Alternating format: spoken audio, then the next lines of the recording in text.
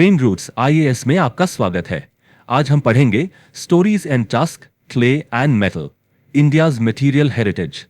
अच्छा, कभी सोचा है कि हमारे आसपास जो चीजें हैं, मतलब एक सिंपल सा मिट्टी का घड़ा या कोई पुरानी चूड़ी, क्या ये सिर्फ ऑब्जेक्ट्स हैं या फिर ये अपने अंदर आप समझिए पूरी की पूरी सिविलाइजेशन की कहानी समेटे हुए हैं। देखिए, इंडियन आर्टिजन्स का ना हमेशा से नेचर के साथ एक सिम्बायोटिक रिलेशनशिप रहा है। सिम्बायोटिक मतलब a relationship of mutual dependence. जैसे मान लीजिए एक आर्टिजन नदी से मिट्टी ले रहा है तो बदले में वो उस नदी को एक देवता की तरह पूजता है, उसे साफ रखता है। यही तो है वो आपसी निर्भरता। तो चलिए इसी सफर पर निकलते हैं और देखते हैं कि कैसे टस्क यानी हाथी दांत, क्ले यानी मिट्टी और मेटल यानी धातु ने मिलकर भारत की मटेरियल हेरिटेज को शेप किया है। तो सबसे पहले बात करते हैं आइवरी की, जिसे व्हाइट गोल्ड ऑफ इंडिया भी कहा जाता था। अब सवाल यह है कि इसे व्हाइट गोल्ड क्यों कहते थे? भाई सीधी सी बात है, इसकी रेयरिटी, इसका वो सफेद रंग और इस पर नक्काशी करने में जो आसानी थी ना, इन सब चीजों ने इसे बहुत ज्यादा कीमती बना दिया। हिस्टोरिकली इसका नाम था दंता।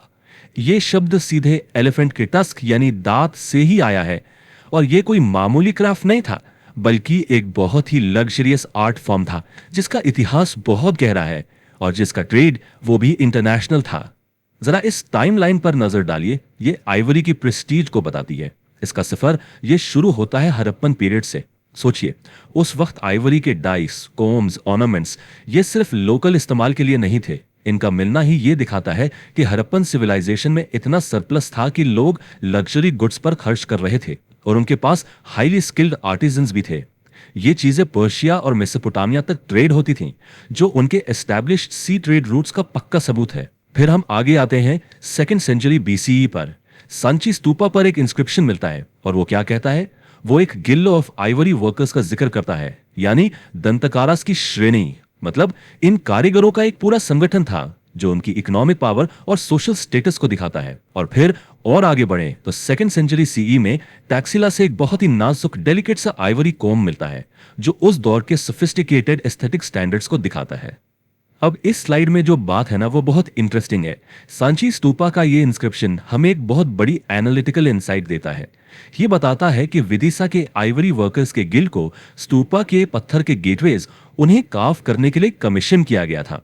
जरा सोचकर देखिए, हाथी दांत पर काम करने वाले कारीगर जो एकदम माइक्रो लेवल पर नक्काशी करते हैं, वो इतने रिस्पेक्टेड और स्किल्ड थे कि उन्हें मॉन्यूमेंटल स्टोन आर्किटेक्चर पर यानी विशाल पत्थर की इमारतों पर नक्काशी के लिए बुलाया गया।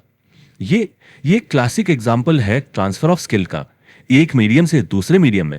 आइवरी कार्विंग की वो प्रिसीजन, वो फाइन डिटेलिंग, उसको स्टोन जैसे हार्ड मीडियम पर उतारना, ये उनकी मास्टरी को दिखाता है। एक क्राफ्ट का दूसरे पर असर, ये एक बहुत ही क्रूशियल पॉइंट है। फिर मुगल एरा और रीजनल किंगडम्स के दौर में आइवरी क्राफ्ट और भी फला फूला। अलग अलग रीजन्स ने अपनी अपनी स्पेशलाइजेशन डेवलप कर ली। जैसे कि केरला, जहां आइवरी पर मिनीचर पेंटिंग की जाती थी, जो वहां की म्यूरल पेंटिंग ट्रेडिशन से इंस्पायर्ड थी। या फिर जोधपुर, जो अपने ट्रेडिशनल ब्राइडल आइवरी बैंगल्स के लिए फेमस था। यहां देखिए, क्राफ्ट का सोशल कस्टम से सीधा सीधा लिंक दिखता है। यह सिर्फ एक गहना नहीं था, बल्कि एक संस्कार का हिस्सा था। और हां, जयपुर, जो अपने बेहतरीन जाली वर्क यानी लैटिस वर्क के लिए मशहूर था। इसमें होता क्या था कि सॉलिड टस्क को इतनी खूबी से काटा जाता था कि वो एक जाली जैसा पैटर्न बन जाता था, जो साफ तौर पे मुगल आर्किटेक्चर से प्रभावित था। और इन सब में एक बहुत फेमस मोटिफ है, द अंबारी हाथी, यानी एक हाथी जिस पर हौदा या कैनोपी लगी हो। यह पावर और शान का सिंबल था, जो अक्सर रॉयल पेट्रन्स के लिए ही बनाया जाता था। लेकिन एक बहुत जरूरी बात समझनी है, यह एक हिस्टोरिकल आर्ट है। आज के समय में नए आइवरी का ट्रेड पूरी तरह से बैंड है under the wild life protection act of 1972, और इसका मकसद है हमारे एंडेंजर्ड एशियन एलिफेंट को प्रोटेक्ट करना। तो आज मार्केट में जो आइवरी क्राफ्ट्स दिखते हैं ना, वो असल में कैमल बोन, रेजिन या दूसरे सिंथेटिक मटेरियल से बने होते हैं। एक रिस्पॉन्सिबल सिटीजन और एस्पिरेंट होने के नाते ये लीगल और एथिकल कॉन्टेक्स्ट समझना बहुत बहुत जरूरी है। चलिए अब अपने अगले मटेरियल पर चलते हैं, क्ले यानी मिट्टी। इसे लिरिक ऑफ हैंडीक्राफ्ट्स भी कहते हैं। क्यों? क्योंकि गीली मिट्टी को अपने हाथों से एक आकार देना, फिर उसे आग में तपाकर पक्का करना, यह प्रोसेस इंसान के सबसे पहले क्रिएटिव एक्ट्स में से एक है। और आर्कियोलॉजिस्ट्स के लिए तो पॉटरी किसी हिस्टोरिकल रिकॉर्ड से कम नहीं है। देखिए, ये आसानी से टूट तो जाती हैं, लेकिन इसके जो टुकड़े होते हैं, जिन्हें शर्ट्स कहते हैं, वो हजारों साल तक खराब नहीं होते। और इसीलिए पॉटरी स्टाइल्स की क्रोनोलॉजी से ही किसी भी एंशिएंट साइट की डेटिंग की जा सकती है। इसे बिल्कुल सही कहा गया है, the alphabet of archaeology. Pottery के एवोल्यूशन ने ही इंडियन हिस्ट्री के अलग अलग फेजेस को मार्क किया है। चलिए देखते हैं ये टाइमलाइन कैसे आगे बढ़ती है। सबसे पहले नियोलिथिक पीरियड, करीब 6000 बीसी, मेहरगढ़ में हाईली डेवलप्ड क्ले वर्क के एविडेंस मिलते हैं। पॉटरी का मिलना ही इस बात का साइन है कि लोग अब सेटल्ड एग्रीकल्चरल लाइफ जी रहे थे और उन्हें अनाज और पानी स्टोर करने के लिए बर्तनों की जरूरत थी। इसके बाद आता है वैदिक पीरियड, जिससे पेंटेड ग्रेवेयर या पीजीडब्ल्यू को एसोसिएट किया जाता है। ये ग्रे कलर के पतली दीवारों वाले बर्तन थे जिन पर ब्लैक जियोमेट्रिक पैटर्न्स बने होते थे। ये एक डिलक्स वेयर था जिसे शायद उस समय के एलीट लोग इस्तेमाल करते थे। फिर आया मौर्यन पीरियड, जो पॉटरी टेक्नोलॉजी का पीक था, जिसे एनबीपीडब्ल्यू रिप्रेजेंट करता है। और आखिर में रोमन ट्रेड के दौरान रूलेटेड वेयर का मिलना, जैसे अरिकेमेरू में, ये इंडिया के रोबस्ट इंटरनेशनल ट्रेड लिंक्स का डायरेक्ट आर्कियोलॉजिकल प्रूफ है। इन सब में से सबसे इंपॉर्टेंट है नॉर्दर्न ब्लैक पॉलिश्ड वेयर या एनबीपीडब्ल्यू। ये मौर्यन पीरियड की पहचान है। इसकी खासियत, इसका शीशे जैसा मिरर लाइक लस्टर।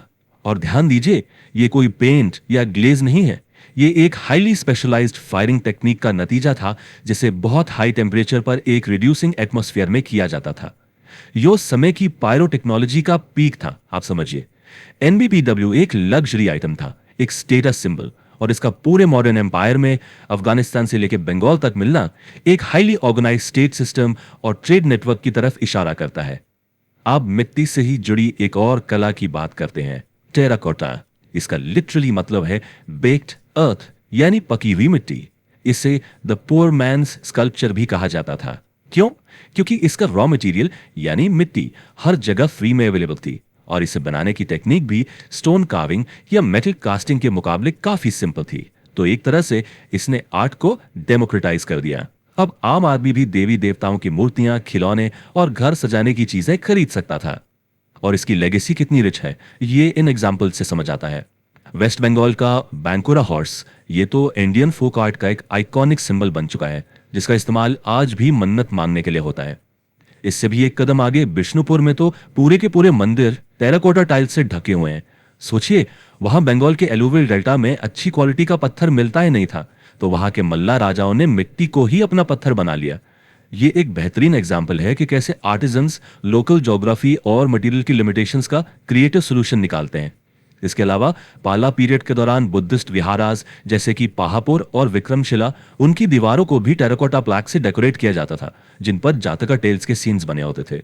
तो अब हम आते हैं अपने तीसरे और आखिरी मटेरियल पर, सिल्वर यानी चांदी। देखिए, भारत में चांदी सिर्फ गहने नहीं है, इसकी डबल सिग्निफिकेंस है। एक, ये सोशल स्टैंडिंग का प्रतीक है, यानी सामाजिक हैसियत का। दहेज में चांदी के बर्तन देना इसका एक कॉमन एग्जाम्पल है। और दूसरा, इसकी रिचुअल प्योरिटी यानी धार्मिक शुद्धता। इसे एक प्योर मेटल माना जाता है, इसीलिए पूजा में इस्तेमाल होने वाले बर्तन और देवताओं की छोटी मूर्तियां चांदी की ही बनाई जाती हैं। इस सेक्शन में हम इसके दो बेहतरीन क्राफ्ट फॉर्म्स को समझेंगे। सिल्वर की सबसे सोफिस्टिकेटेड टेक्निक है फिलिग्री, जिसे उड़ीसा में ताराकासी कहते हैं। इसका मेन सेंटर है उड़ीसा का कटक शहर। तो ताराकासी है क्या? इसमें प्योर सिल्वर को खींचकर बाल से भी पतले तार यानी वायर्स और फॉइल्स में बदला जाता है। फिर इन तारों को जोड़कर जाली जैसे लेस लाइक पैटर्न्स बनाए जाते हैं। ये काम इतना डेलिकेट होता है ना कि देखकर लगता है मानो चांदी की एम्ब्रॉयडरी कर दी हो। इसमें जो स्किल लगती है ना, वो सच में हैरान कर देने वाली है। जरा इस प्रोसेस को देखिए। स्टेप 1, चांदी को पतले तारों में खींचना। स्टेप 2, उनसे नाजुक पैटर्न्स बनाना। और स्टेप 3, उन पैटर्न्स को एकदम प्रिसिजन के साथ सोल्डर करना यानी टाका लगाना। और सबसे मुश्किल काम यही सोल्डरिंग है। तार इतने पतले होते हैं कि जरा सी भी ज्यादा आंच उन्हें पिघला सकती है। आर्टिजन को बिल्कुल एग्जैक्ट टेम्परेचर कंट्रोल करना होता है, और यह स्किल सालों की प्रैक्टिस और फोकस के बाद ही आती है। अब चांदी से ही जुड़ा एक और यूनिक क्राफ्ट देखते हैं, बिड्री वेयर। इसकी पूरी खूबसूरती इसके विजुअल कॉन्ट्रास्ट में है। एक तरफ है इसका बेस, जो जिंक और कॉपर का एक डार्क मैट ब्लैक एलॉय यानी मिश्रित धातु है, और दूसरी तरफ है उसके ऊपर इनले किया गया प्योर चमकता हुआ सिल्वर वायर। ये अंधेरे और रोशनी का, मैट और ग्लॉस का एक परमानेंट खेल है जो इस आर्ट फॉर्म को इसकी यूनिक आइडेंटिटी देता है। तो इसके बारे में कुछ जरूरी फैक्ट्स जान लेते हैं। इसका ओरिजिन हुआ 14th सेंचुरी में बेदार कर्नाटक में बहमनी सुल्तान्स के पैट्रनेज में, जिनके साथ पर्शियन आर्टिजन्स भी आए थे। लेकिन इसकी सबसे अनोखी बात है इसका ब्लैकनिंग प्रोसेस। सिल्वर इनले करने के बाद आइटम को एक स्पेशल मिट्टी के पेस्ट में डालकर गर्म किया जाता है, और ये मिट्टी ये सिर्फ और सिर्फ बेदार फोर्ट के खंडरों से ही ली जाती है। साइंटिस्ट का मानना है कि उस मिट्टी में कुछ ऐसे मिनरल्स हैं जो जिंक अलॉय को ऑक्सीडाइज करके उसे एक परमानेंट काला रंग दे देते हैं, लेकिन प्योर सिल्वर पर उनका कोई असर नहीं होता। ये एक ब्रिलियंट एग्जाम्पल है कि कैसे क्राफ्ट अपनी ज्योग्राफी से इतनी गहराई से जुड़ा हो सकता है। तो हमने 3 अलग अलग मटेरियल्स और उनसे जुड़े क्राफ्ट्स को डिटेल में देखा। चलिए अब एक क्विक रिवीजन करते हैं एक आर्टिजन्स मैप ऑफ इंडिया के जरिए, ताकि सारी इंफॉर्मेशन एक जगह कंसोलिडेट हो जाए। इस टेबल पर नजर डालिए, ये लास्ट मिनट रिवीजन के लिए बिल्कुल परफेक्ट है। आइवरी मेजर सेंटर्स हैं जयपुर और जोधपुर, की फीचर है जाली वर्क और bridal bangles. Terracotta major centre है बैंकुरा वेस्ट बंगाल, की फीचर है आइकॉनिक बैंकुरा हॉर्स और बिष्णुपुर के टेम्पल्स। सिल्वर फिलिग्री तेराकासी सेंटर है कत्तक उड़ीसा, और की फीचर है इसका फाइन वायर वर्क।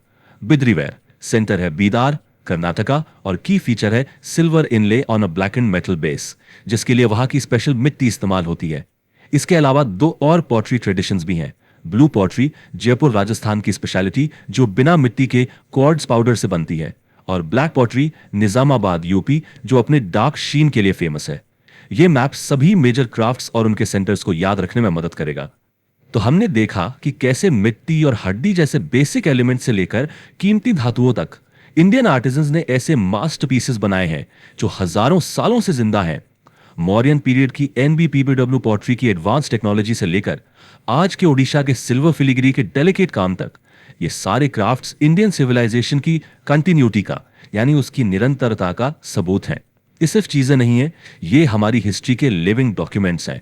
लेकिन जाते जाते एक सवाल, जैसे जैसे modern machine made materials in पुराने क्राफ्ट्स की जगह ले रहे हैं, हम कौन सी इनटैंजिबल हेरिटेज यानी अमूर्त विरासत को खोने के खतरे में हैं? ये सिर्फ एक प्रोडक्ट नहीं है जो हम खो रहे हैं, ये एक स्किल है, एक परंपरा है, एक पूरी की पूरी पहचान है जो हमसे छूट रही है। इस पर जरूर सोचिएगा। अगर ये लेक्चर आपको हेल्पफुल लगा तो इसे लाइक करें, शेयर करें और चैनल को सब्सक्राइब करें।